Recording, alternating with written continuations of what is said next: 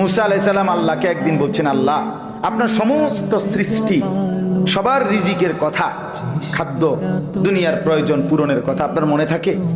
আপনি কেমনে মনে রাখেন? আপনি সকলের রিজিক কেমনে দেন? আল্লাহ তাআলা বললেন, মুসা তোমার সামনে একটা বড় পাথর আছে, তোমার হাতে লাঠিটা দিয়ে ওটাতে একটা বাড়ি মারো। তাফসিরে রুহুল মাআনিতে আমি নিজে পড়ছি, আরবি তাফসির। মুসা আলাইহিস সালামকে আল্লাহ বললেন, এই পাথরটার মধ্যে লাঠি দিয়ে আঘাত কর। মুসা আলাইহিস সালাম আঘাত করলেন, লাঠির একটা পাট মানে একটা অংশ পাথরের ভাঙ্গা পড়েছে। মুসা আলাইহিস সালামকে আল্লাহ আবার বললেন, আবার লাঠি দিয়ে আঘাত কর। আবার বাড়ি দিলেন, পাথরের একটা অংশ আবার ভাঙ্গা পড়েছে।